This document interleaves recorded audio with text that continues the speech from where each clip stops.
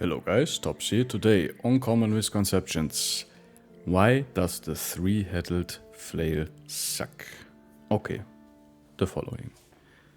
We have the three-headed flail, and this one is a famed one with additional headshot chance and additional damage. The biggest problem with the three-headed flail, if you look at the number, is insanely high, right? It's 85 for a one-handed weapon with like double grip, so plus 25% damage. That's high. But also the low one, 34, that's pretty low. You have to imagine, famed one with additional damage. So already the damage is like really swingy with 30 to 80. It's not consistent. Second thing, Cascade will make 3 separate strikes for 1/3 of the weapon's damage each. Ignores the bonus of melee defense granted by shields, of course. Okay, so here we have the problem. Basically, every single attack will do only 1/3 of the weapon's damage. And here we have the problem. Our armor penetration is not that high and our armor efficiency is not that great either. Only 100%.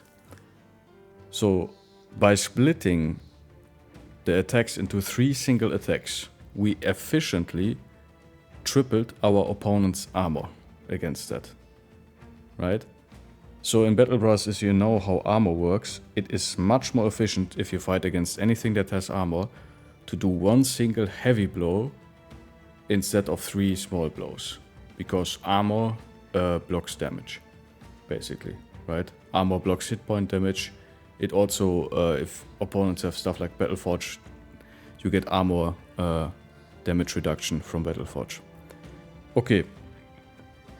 Also, the three-headed flail does not really work with fearsome. Only the first attack will benefit from the fearsome, the following attacks won't. And when you look at the damage numbers, just imagine you low roll on this and you have 30 damage divided by 3. Every single attack will do 10 damage. That's pathetic, right? And even if you high roll, let's say you rolled a 90, right?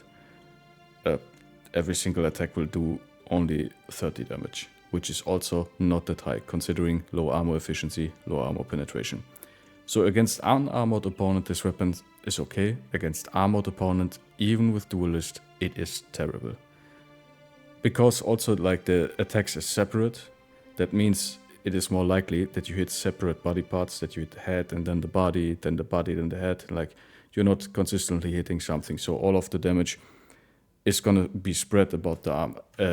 Against the enemy armor. So a lot of the time you just completely destroy an opponent's armor before you start killing them. It is like against armored opponents, bad. Okay, I'm gonna showcase this against Brigand raiders.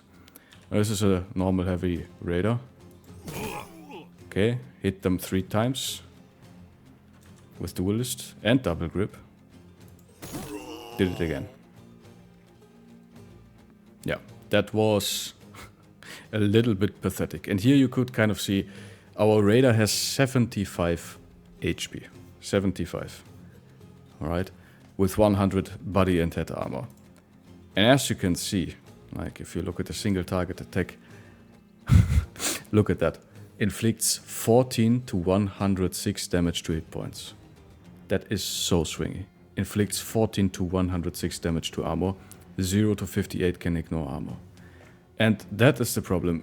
If you look at these damage numbers, you think, oh my god, that is so high. I should one-shot everybody. As you can see, it's not even close. You didn't kill the raider. He still has 2 8 points left. Let's say you killed him barely, but like you use 2 full attacks to kill a raider, like for a famed weapon with additional damage. That is not so great. That is not so great. Also, we got lucky that we only hit the heads once, so basically 5 strikes on the body. Yeah, so you can kind of see just for raw damage, the three-headed flail is just not great. Right? It is not great.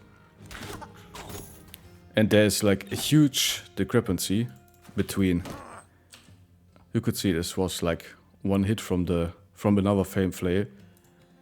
A one-handed flame flail with more armor pen, not bonus damage, but like these weapons, they suck so much. Like the one-handed flails terrible weapon, terrible duelist weapon. Not really recommended. And yeah, just because of the fact that the attack goes into triple strikes, into 3 strikes, I mean, means that even low armored stuff tends to be relatively resilient to your attacks, and high armored stuff will just, you know, just basically ignore your whole damage. We're gonna try this again. I think we should be able to execute both of these low guys. Yeah, we were able to execute both of the low guys. Yeah, but that's, I think it's some people told me in the comments and asked me like, why isn't this a good weapon? You're tripling your opponent's armor effectively. Even with duelist, the damage is not enough to kill your opponents reliably and fast. And you can, again, it is very swingy. 30 to 80 is like very, very swingy. You like, it is, as you can see, like sometimes you don't even kill a Brigand Raider with like a double attack. So it is very, very weak. And because you make 3 separate strikes, stuff like Headhunter is not too good with that weapon either, because you proc Headhunter between the hits. So is that gonna matter too much? I don't think so. And yeah, Overwhelm, I think I've forgotten a little bit, but I think Overwhelm only works once with this weapon. Fast Adaptation, also, you only get 1 stack from missing an attack, so could be for somebody with like low melee skill, could be like okay, give them fast adaptation in this weapon. But it, on the other hand, just if you have low melee skill, just give your brother a sword or a spear. Swords and spears have similar armor efficiency and similar armor penetration, but they are much more consistent because they hit better. So this is not really a good weapon for people with like low melee skill with fast adaptation, but it's also not really a good, it's actually a terrible weapon for just unarmored stuff, for like doing damage.